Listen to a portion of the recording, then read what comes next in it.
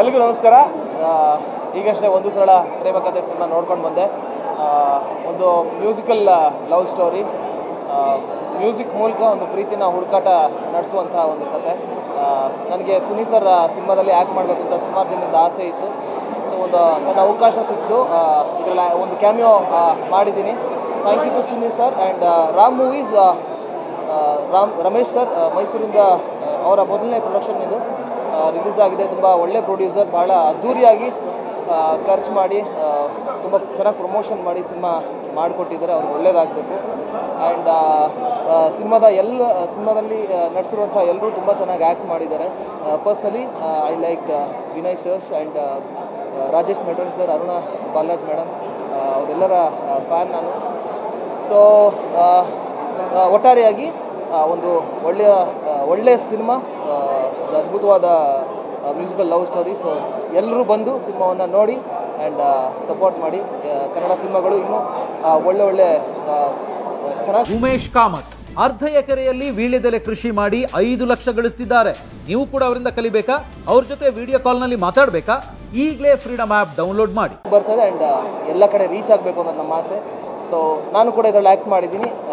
ಯಾರು ನನ್ನನ್ನು ದೊಡ್ಡ ಸ್ಕ್ರೀನಲ್ಲಿ ನೋಡಬೇಕು ಅಂತ ಇಷ್ಟಪಡ್ತೀರಾ, ದಯವಿಟ್ಟು ಬಂದು ನೋಡಿ. ಆದರೆ ಕನ್ನಡದಲ್ಲಿ ಮಾತಾಡಿಲ್ಲ, ಬಟ್ ದಯವಿಟ್ಟು ಬಂದು ನೋಡಿ. Thank you. ಎಲ್ರಿಗೂ ನಮಸ್ಕಾರ.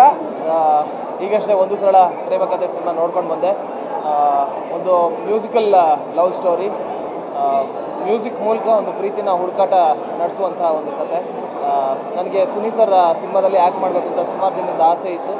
ಸೊ ಒಂದು ಸಣ್ಣ ಅವಕಾಶ ಸಿಕ್ತು, ಇದರಲ್ಲಿ ಒಂದು ಕ್ಯಾಮಿಯೋ ಮಾಡಿದ್ದೀನಿ. Thank you to Suni sir and Ram movies. Ramesh sir ಮೈಸೂರಿಂದ ಅವರ ಮೊದಲನೇ ಪ್ರೊಡಕ್ಷನ್ ಇದು ರಿಲೀಸ್ ಆಗಿದೆ. ತುಂಬ ಒಳ್ಳೆ ಪ್ರೊಡ್ಯೂಸರ್, ಭಾಳ ಅದ್ಧೂರಿಯಾಗಿ ಖರ್ಚು ಮಾಡಿ ತುಂಬ ಚೆನ್ನಾಗಿ ಪ್ರಮೋಷನ್ ಮಾಡಿ ಸಿನಿಮಾ ಮಾಡಿಕೊಟ್ಟಿದ್ದಾರೆ. ಅವ್ರಿಗೆ ಒಳ್ಳೆಯದಾಗಬೇಕು. ಆ್ಯಂಡ್ ಸಿನಿಮಾದಲ್ಲಿ ನಟಿಸಿರುವಂಥ ಎಲ್ಲರೂ ತುಂಬ ಚೆನ್ನಾಗಿ ಆ್ಯಕ್ಟ್ ಮಾಡಿದ್ದಾರೆ.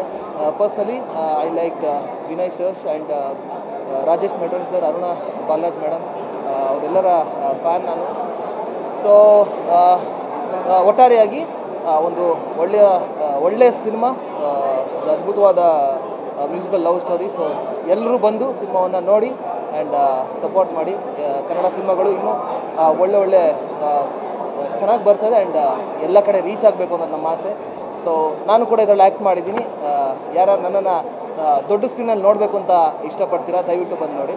ಆದರೆ ಕನ್ನಡದಲ್ಲಿ ಮಾತಾಡಿಲ್ಲ, ಬಟ್ ದಯವಿಟ್ಟು ಬಂದು ನೋಡಿ. Thank you.